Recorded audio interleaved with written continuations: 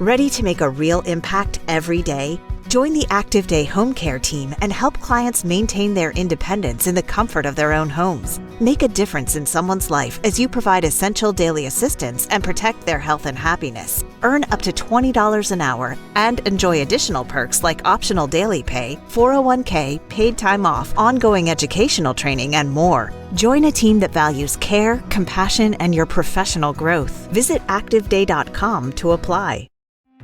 Mr. President, your administration separated children. Garcia Luna has been charged. Joaquín Guzmán lo era. Entre Washington y México, por Jesús Esquivel. Esta es una producción de Fluxus Comunicaciones. Este es el podcast de Entre Washington y México, con la agenda bilateral y sus protagonistas en voz de Jesús Esquivel.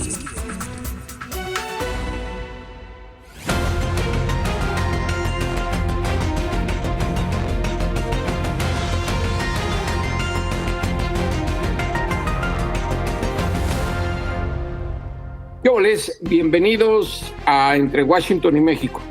Tengo el gusto y honor de contar nuevamente en el micrófono al secretario de Economía de nuestro país, Marcelo Ebrard, quien recientemente estuvo en una misión complicada en Washington para volver a negociar el tema de los aranceles que de manera unilateral en esta guerra comercial Donald Trump le ha declarado al mundo y en especial a nuestro país sobre el tema del acero y el aluminio. Y bueno, secretario, muchas gracias por regresar a Entre Washington y México. Primero quisiera preguntarle qué se logró, qué se puede lograr con este gobierno tan intransigente de Donald Trump en materia de los aranceles. Bueno, mira, por lo pronto habrá que ver dónde estamos parados, ¿no?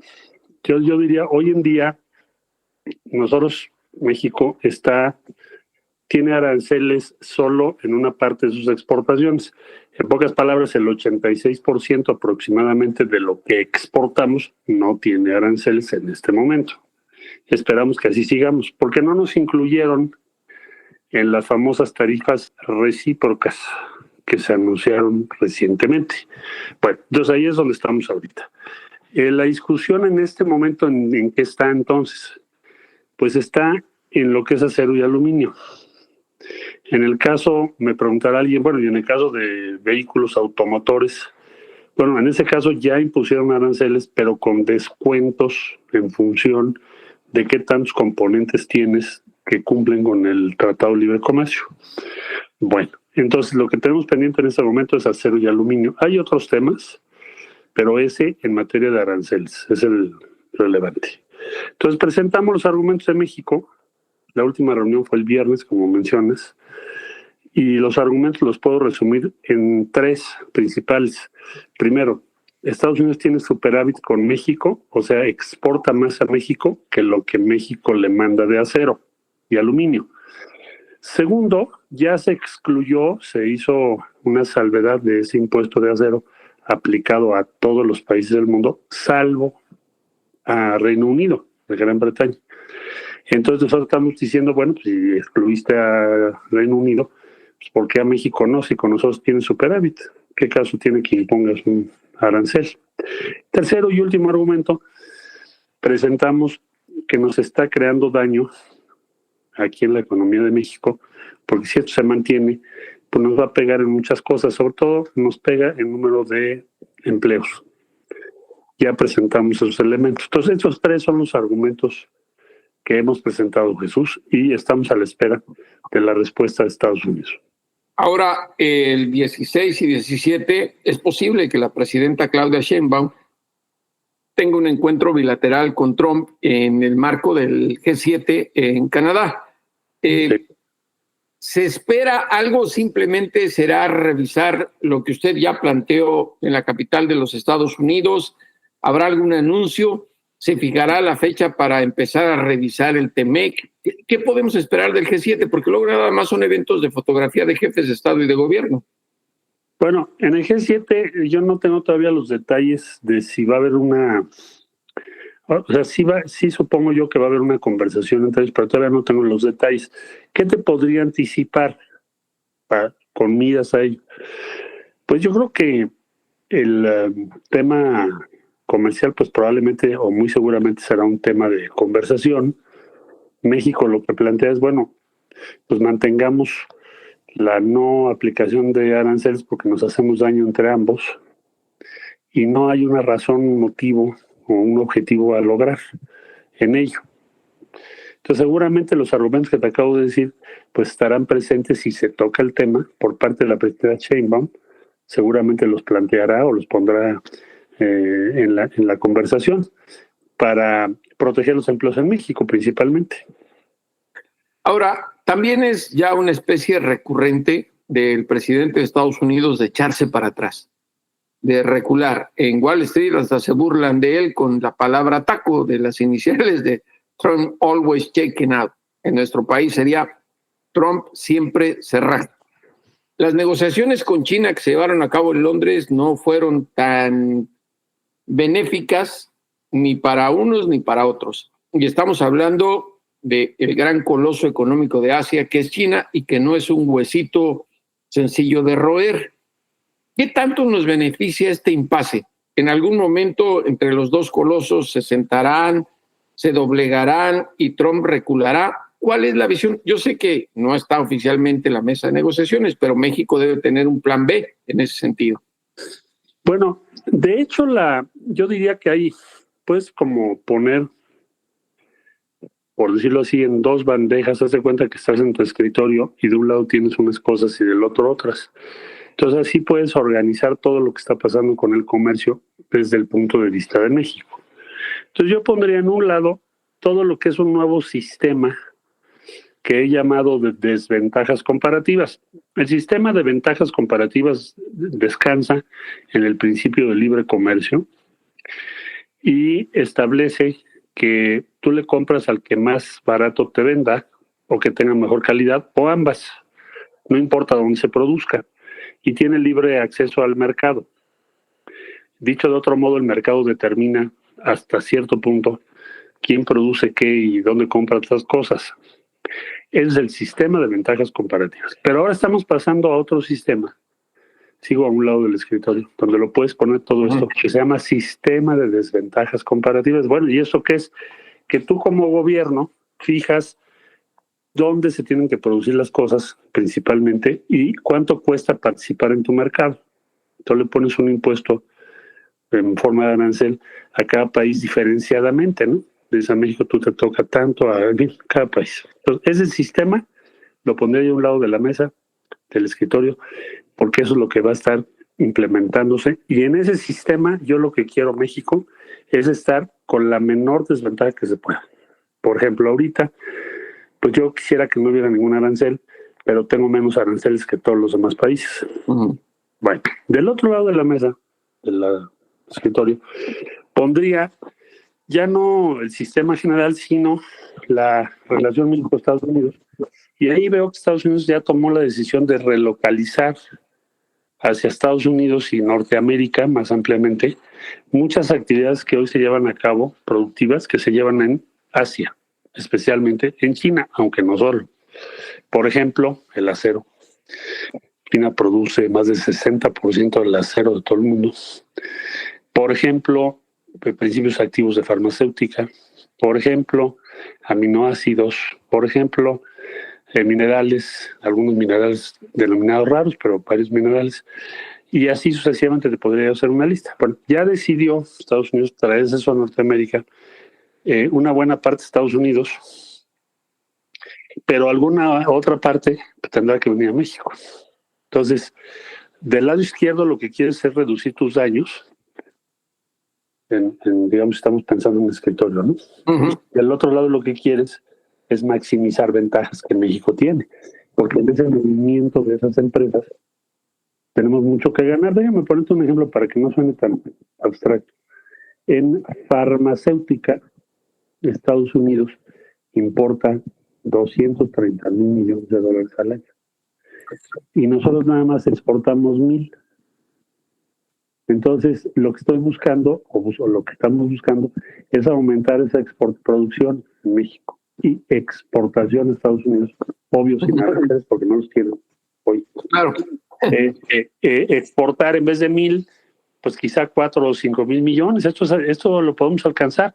Si logramos eso, pues multiplicaste por 4 el número de empleos y de recursos que manejas en México, ¿verdad? Bueno, ese es solo un campo. Entonces, eso es lo que tenemos que hacer. De un lado, controlemos los efectos negativos y del otro, maximizamos las ventajas de nuestro país en lo que va a venir.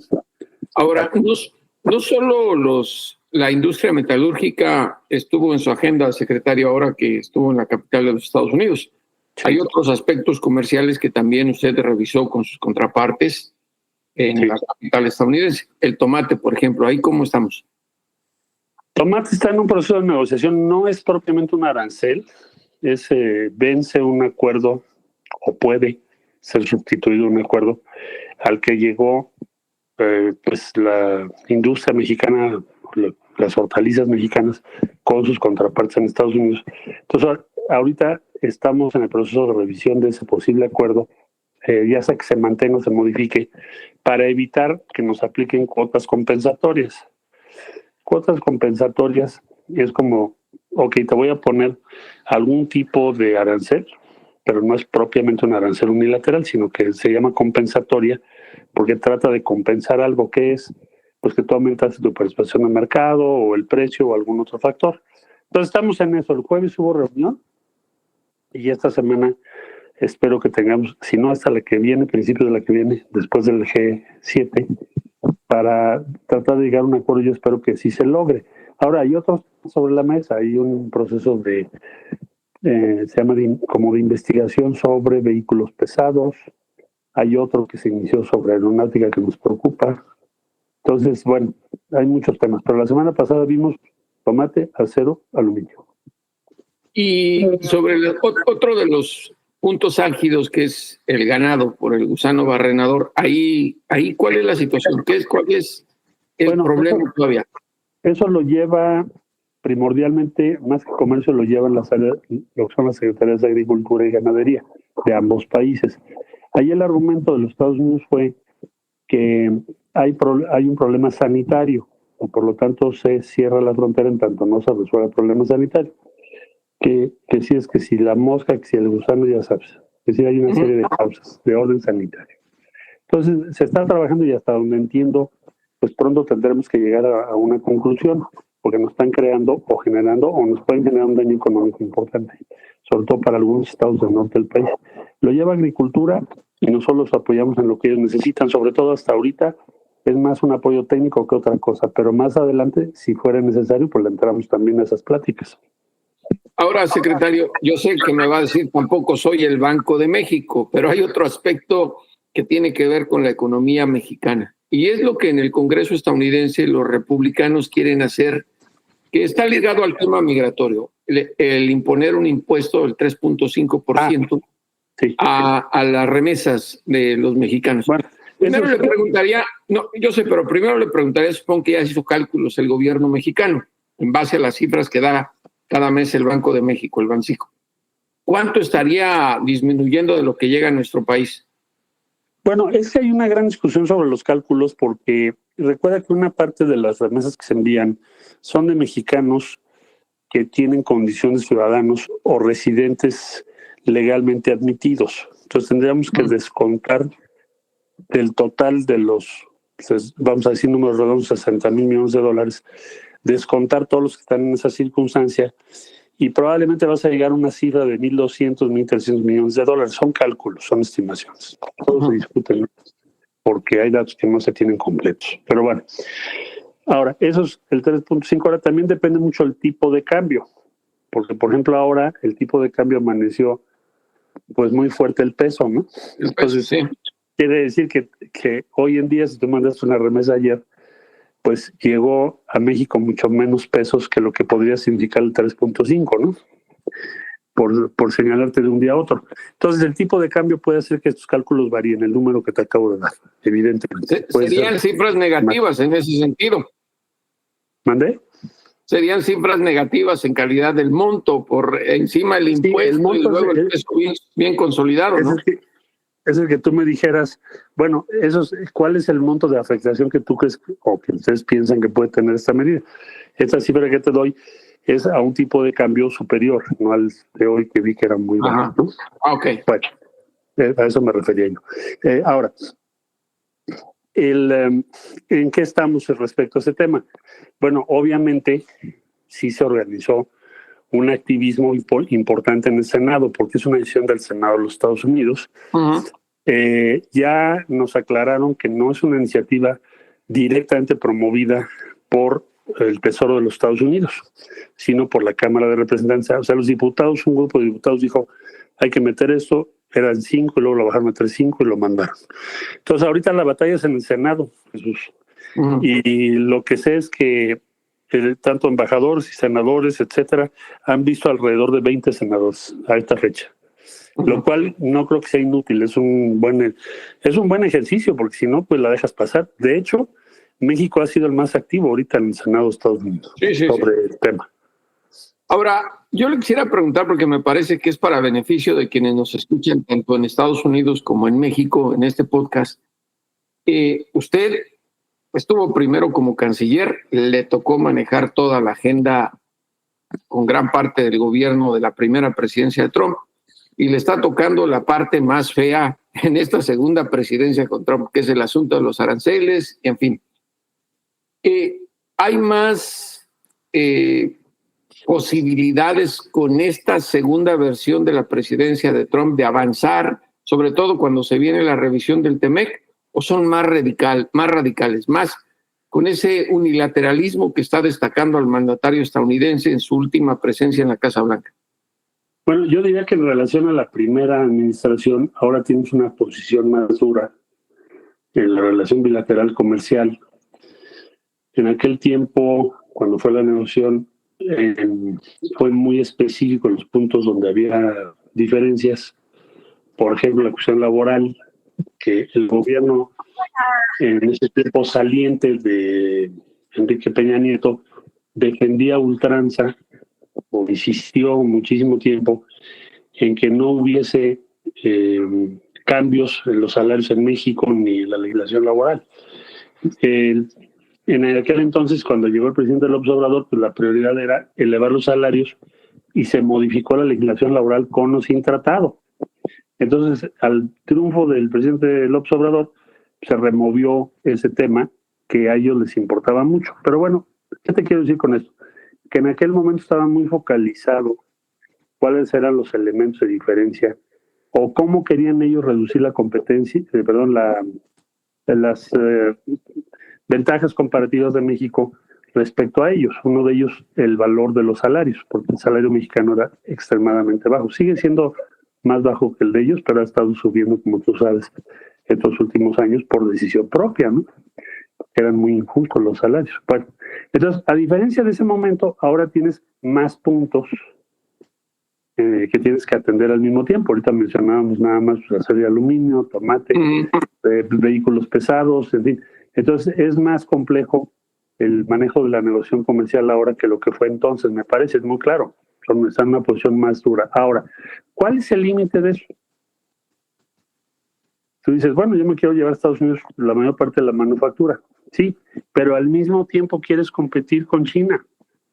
Al mismo tiempo quieres desarrollar una serie de actividades y no tienes ni siquiera la posibilidad de tener la mano de obra completa.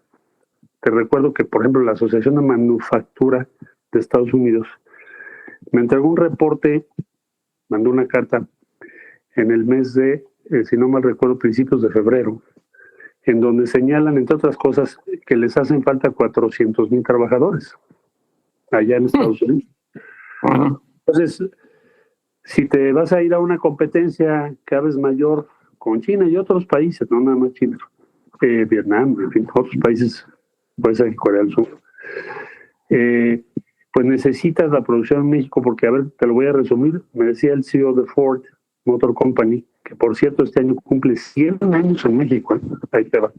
Bueno, me decía, la planta más productiva del mundo, porque se lo pregunté, me dijo, es la de Cuautitlán Izcalli, es la número 1 en productividad. ¿De la Ford? De la Ford. Wow. Es la número 1, es donde se produce el Ford Mustang E. Es un vehículo eléctrico. El Mustang, ¿te acuerdas del famoso Mustang? Le decíamos nosotros. Allá en Estados Unidos es que le dicen Mustang. Bueno, el caso es de que es la más productiva, Jesús, del mundo, es la más eficiente. Y lo mismo te va a decir GM de varias de las plantas que tiene en México. O sea, la productividad mexicana es muy, muy alta. Entonces, no tiene lógica para ellos dejar de producir en México, más bien lo contrario. Y por esa razón, yo pienso que necesitan a México para poder competir con Asia. Entonces, en resumen, de un lado sí quieres concentrar manufacturas en Estados Unidos, pero del otro lado necesitas a México para producirlas y ser competitivo con China, que finalmente fue o es la fábrica del mundo en buena medida, porque así lo decidió Estados Unidos desde el año 2000. Secretario, secretario, muchísimas gracias por el tiempo que nos ha dedicado entre Washington y México, y sin duda estaremos en contacto porque esto va para largo. Siguen los aranceles y viene la revisión del TEMEC. Sí, señor. Hay muchos temas que hay que ir siguiendo. A la orden, y gracias por la oportunidad para tener esta conversación. Muchas gracias. En Fluxus transformamos tu marca con publicidad exterior. Contamos con espacios en transporte público, espectaculares y ubicaciones estratégicas para maximizar tu visibilidad. Crea experiencias inolvidables con nosotros. Contrata espacios exteriores. Fluxus.com.mx. Lo importante es leer. Con Fernanda Álvarez. Y bueno, después de el alimento diario, las letras también nos ayudan para crecer, pero crecer mentalmente y con una imaginación que nos facilita el que olvidemos cosas tristes. Por eso está aquí Fernanda Álvarez con lo más importante es leer. ¿Qué nos tienes, mi querida Fer, en estas épocas de tristeza y de angustia? No, ya ni me digas, querido Jesús. Pues primero, gracias por invitarme, como siempre es un placer. Ahora les traigo libros más mentales porque son libros de ensayo, pero sí debía haber buscado algo más enternecedor, ¿verdad? Para estos momentos, pero bueno, lo siento. Lo intentaré. Las letras siempre ayudan. Próximamente. Sí, pues eso, te traigo, yo creo que 2 libros justo, ¿no? Para pensar, como siempre, ¿no? Uno se titula ¿Qué haría Freud? Y es cómo los grandes psicoterapeutas resolverían tus problemas cotidianos. Sí. Y es un libro que vale mucho la pena. Son como pequeños, ¿qué será? Como ventanitas que nos hacen entrar en preguntas desde cómo soy, me gusta estar solo, por qué dejo las cosas al último momento, por qué siempre me pasa a mí, por qué sigo viendo series noche tras noche tan inútiles, ¿no? Entonces son como pequeños fragmentitos que nos explican a través de distintos psicólogos, psicoterapeutas, por ejemplo, aparece Jung, por supuesto, Freud, otros psicólogos más, y por ejemplo, ¿por qué me gusta estar solo? Entonces aprovechan para hablar de la gente extrovertida y la introvertida, ¿no? Entonces se va a enfocar en la persona introvertida, un poco habla del cerebro, de las reacciones, por supuesto que alguien no es raro si es introvertido, pero que utiliza la energía o busca la dopamina en otro lado y no en el contacto con el otro. Entonces son pequeños destellos que nos hace esta autora que se llama Sarah Tomley, con ilustraciones, con frases destacadas, que pues yo creo que entretienen y justo pues puedes pensar la vida desde otro lado, ¿no? Ahora que nos toca pensar muchas cosas y que podamos pensar el futuro, ¿verdad? Todavía como para preguntarnos pues, por qué me comporto como me comporto y si eso implica pues un bien o un mal, ¿no? O sea, ¿por qué soy una procrastinadora oficial o por qué no lo soy, ¿no? Y qué significa ser procrastinador. Claro. O por qué uno procrastina. Entonces yo creo que es un libro eso, muy amable, de lectura para todos. Por ejemplo, ¿cuál es el verdadero atractivo de Harry Potter? ¿No? Entonces, porque te habla de los arquetipos también junguianos, ¿no? De dónde surgen, por qué nos apelan directamente como arquetipos o estereotipos. Son este tipo de preguntas que nos lanza este libro, muy bien resueltas, y es como un inicio, ¿no? No nos va a dar ningún tipo de receta, pero sí nos va a abrir espacios para más preguntas. Y creo que justamente esas preguntas ayudarían a componer muchas actitudes, ¿eh? No, pero, híjole, nos falta mucha cosa todavía. Si lo pensamos globalmente, pues sí, necesitamos muchos libros y mucha empatía y pues ponerse en los zapatos del otro, que es justamente lo que hace la literatura, ¿no? Y siempre necesitamos libros, por eso, ¿qué nos recomiendas ahora? El otro me pareció un libro súper interesante, se llama Medicina Funcional de Paciente a Protagonista. Es de un doctor que se llama Alexander O'Crowham. Él tiene su propia clínica justo sobre medicina funcional y lo trabaja al lado de su padre, que es Pablo Crowham, ¿no? Entonces, no solamente es ponerte tú como individuo justo en la mira, porque dice que la medicina tradicional se enfoca mucho pues en los especialistas, ¿no? Entonces, me duele el riñón, pues voy con el nefrólogo, me duele el corazón, pues con el cardiólogo. Aquí no, aquí lo que procuran es una visión integral justo del ser humano, cuerpo, mente, emociones y hasta parte espiritual, ¿no? Entonces, ¿de qué manera somos integrales? Como para que desde ahí nos lean, ¿no? Y por eso tenemos que ser también protagonistas, porque es como o sea, qué comemos, cómo nos movemos, hacemos ejercicio, cómo establecemos nuestros afectos, ¿no? Entonces, desde ese fondo, pues también cómo nos miramos. Pero hay otra parte que es súper interesante de este libro, que es qué hace las farmacéuticas y qué hacen los gobiernos. Entonces, me parece brutal, porque es claro, todo lo que nos venden, no es que quieran prevenir nuestras enfermedades, sino nos quieren enfermos y de qué manera nos van vendiendo distintos mitos. Ahora sí, porque la medicina pues sí es una ciencia y yo a veces me enojo por ser tan ignorante, porque digo, si supiera yo un poco más, pues siempre dudas, ¿no? Te dan medicinas, te dan diagnósticos y nunca sabes en manos de quién estás, ¿no? Entonces me parece un libro eso muy interesante, no solo por la parte en la cual nos involucra como personas que tienen que prevenir su salud, habla por supuesto de distintas enfermedades como cardiopatologías o el cáncer o la diabetes, ¿no? Y ahí hace otro tipo de enfoque, pero como también, pues eso, ¿no? Las farmacéuticas son un negociazo y pues quién sabe qué tanto sea real todo lo que nos dicen, ¿no? Sí, pero creo que, híjole, ¿cómo interpretar eso, mi querida Fer, en esta época ante tanta tensión, ante tanta incertidumbre y tanta simplicidad que se ha dado, sobre todo en las nuevas generaciones? Sí, porque lo importante ya quién sabe dónde quedó, ¿no? Y hay tantas capas de información por todas partes que el fondo debe ser un mugrero, ¿no? Yo siempre lo pienso. Sí. Están como como los cables a veces aquí de la luz, ¿no? Que están todos ahí una melcocha de cables que no sabes ni a dónde vienen. Y que yo creo que eso es lo que nosotros leemos, creemos, consumimos todos los días y en el fondo no tenemos ni idea de lo que hay, ¿no? No tenemos ni idea y creo que por eso es elemental encontrar algún escaparate en los libros y muchas gracias por hacernos estas recomendaciones, mi querida Fer. No, querido Jesús, pues como siempre es un gusto y ojalá nos quede mucha vida para seguir hablando de libros, ¿no?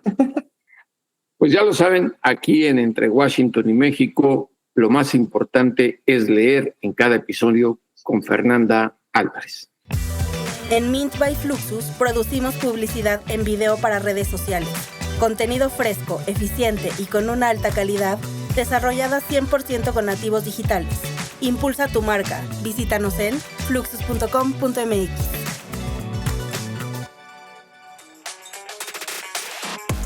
Y ahora hasta maleta deportiva trae. Como de veras, ¿a quién quiere engañar Jorge Sánchez, que es un atleta? Pero bueno, ya está aquí Entre Washington y México, deporteando con mi George. Menos mal que no me presentaste como el maleta de Jorge Sánchez. Hubiera sido peor. Bueno, hubiera sido lo correcto. Pero hubiera sido políticamente incorrecto lo tuyo. Aquí no hay nada políticamente correcto en este podcast, te lo aclaramos. Oye, políticamente correcto, pues mira, tristemente tendremos que mezclar la política con el deporte el día de hoy aquí en Deporteando con mi George, porque evidentemente hay mucha zozobra, Jesús, con lo que pueda ocurrir a lo largo de este verano, no solamente caluroso, sino verano futbolero en la Unión Americana, porque se nos empalma la Copa Oro con el Mundial de Clubes, ese invento de la FIFA para cada 4 años juntar a los mejores equipos del planeta a disputar una muy buena lana, pero que hoy se ven opacados por los problemas sociales que hay en la Unión Americana con los inmigrantes. Yo no sé ustedes cómo lo palpen, cómo lo sienten, pero lo cierto es que boletos para la inauguración del partido costaban $300, se tuvieron que vender en 55, Jesús. La gente está asustada, la gente no quiere ir al estadio. Exacto, no quiere a los estadios. Ya incluso a través de redes sociales se manifestaron, dijeron, amamos a nuestro país, amamos a nuestra selección, pero primero está nuestra seguridad y la de nuestras familias. Así es, y yo no sé si sea amamos a nuestro país, sí. A nuestra selección yo creo que es así como que nos da vergüenza. No, sí lo pusieron. Cada vez que hacen el ridículo, cada vez que los engañan con que ahora sí y que sí se puede. Y que pero sí es nuestra selección, Jesús. Cada vez. Entiende, este amor es como el que le tienes a tus hijos. Se pueden portar mal, les puede ir mal, pero son tus hijos, los tienes que amar. No necesariamente a la selección. Yo de cada vez que hacen el ridículo, cuando perdieron 7-0 con Chile, me daban ganas de nacionalizarme. Eres una veleta. Cuando gana Estados Unidos, te pones la bandera de Estados Unidos. Cuando gana México, dices que eres mexicano. Ahora, como a Pochettino le ha ido mal, ahora como a Pochettino, que llegó con bombos y platillos a dirigir Estados Unidos, no le ha ido bien, ya otra vez estás pensando en cambiar. No sé ni quién es el técnico de Estados Unidos. Te estoy diciendo que ese es yo Pochettino, que no le ha ido bien. Oye, pero ya hablando en serio, Jesús. Si yo estaba hablando en serio. Oye, también hubo por ahí alguna manifestación de la gente en torno a Javier Aguirre y sus declaraciones, que donde no se quiso comprometer, no quiso enviar un mensaje de solidaridad a la afición mexicana, a la gente latina, sobre todo a los mexicanos, insisto, a cuyos representa nuestro tricolor, y la gente también se molestó en ese sentido. Y con toda razón, porque acaso será que Aguirre tiene miedo que si dice algo Trump le quiten la visa. Pues no lo dudaría, Sinceramente, no lo dudaría. Yo creo que ahí faltó un poco de asesoría para Javier Aguirre, porque era evidente que le iban a preguntar, que le iban a consultar. Ahora Javier es una lagartija ya muy peñasqueada, por así decirlo, tiene mucha experiencia. Bueno, lagartija no, yo diría camaleón. Camaleónico mutante, el gran Vasco. Sí. Pero yo creo que sí le faltó ese compromiso, ¿no? Le faltó porque Hoy no solamente es un mexicano famoso, es el director técnico de la selección mexicana de fútbol, una selección que se nutre mucho del trabajo, el esfuerzo de nuestros paisanos allá en la Unión Americana, que se matan trabajando para tener dólares e ir y pagar boletos carísimos para ver partidos moleros. Para ver partidos pésimos de la selección. Moleros, sí, sinceramente. Yo creo que ahí sí a mi querido Vasco le faltó mayor compromiso. No creo que hubiera habido alguna repercusión a nivel de visa, y yo creo que sí hubiera sido una palmadita, ¿no? Un masajito al corazón a todos mis paisanos que la están pasando mal en este momento. Porque además los agentes de inmigración y aduanas ya advirtieron que van a ir a los estadios. Que me dicen que todavía, ¿no? Después de esta primera jornada, el señor Infantino sigue en pláticas con la gente de CONCACAF, sigue en pláticas con la gente del comité organizador del Mundial de Clubes, para que a través de ellos, pues hablen con las autoridades. Pues sí, pero no les van a hacer caso. Si a un propio senador federal en Los Ángeles lo arrestaron, lo esposaron, lo tiraron al piso. Y lo ahora dijo, imagínate con, ¿cómo se llama el que dices de la FIFA? El señor Infantino, que estuvo en la toma de posesión del señor Trump, ¿no te acuerdas? Sí, pero yo le pondría, ¿no eran cuates? Yo le pondría idiontino, porque además Trump no tiene amigos, tiene intereses y lo ha demostrado. Sí. No trenea a Elon Musk todos los días ahí en la Casa Blanca y terminaron del chongo. Y sí. Pero ya creo que ya se están reconciliando, ya creo que están dando más. Lo que no se va a reconciliar Trump es con la inmigración indocumentada, y lamentamos mucho. Por una parte yo estoy contento, porque ¿para qué se arriesgan de ir a ver una porquería de partidos en México y además los vayan a detener en su casita, muy tranquilos, vean el ridículo que hace la selección, porque a lo mejor ganan la Copa tranquilo. ¿De qué? La Copa Oro, señor. Copa Oro, que compiten contra equipos que ni naciones que ni liga profesional. Pues aquí nos tocó vivir y tenemos que competir con ellos. Oye, pero yo lo único que digo es que este verano puede ser muy significativo en ese tema de los visados, de la gente en los estadios, porque estamos a menos de un año, Jesús, de la Copa del Mundo. una Copa del Mundo donde el grueso de los partidos va a ser precisamente en territorio estadounidense. Y con la lista de países que no pueden entrar a Estados Unidos, tú recordarás que hay una carta olímpica donde pues tienes que garantizar el visado a los deportistas y a los familiares de los deportistas, pero no al público en general. Pues vamos a ver qué hace Trump, porque tampoco en él no es extraño el que recule, como lo está haciendo en los aranceles. Pero estamos a menos de un año y esto evidentemente causa muchas dudas a la gente que quisiera ir a Estados Unidos a ver el Mundial. El billete manda y Trump es capitalista. Ahora, si yo fuera la presidenta de México, Claudia Sheinbaum, por honor, te quitaría a ti la nacionalidad mexicana por andar apoyando un equipo que no sirve para nada. Oye, pero es mi equipo, es mi selección y estoy con ellos en las duras, en las malas y en las maduras. Así que, mi querido Jesús, vamos con México por el título de la Copa Oro y vamos con los Tuzos del Pachuca y con los Rayados de Monterrey al Mundial de Clubes. Eso es lo que me interesaría más que ver el ridículo de una selección. Por eso tú te diste el título correcto. Que andas de maleta.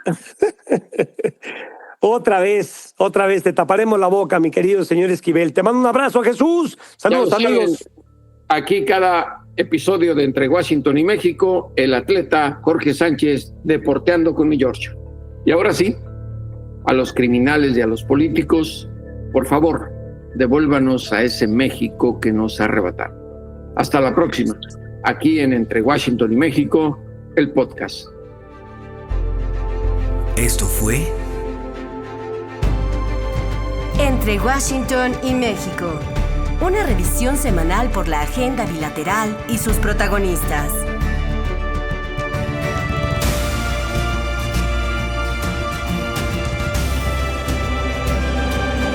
Entre Washington y México. Esta es una producción de Fluxus Comunicaciones.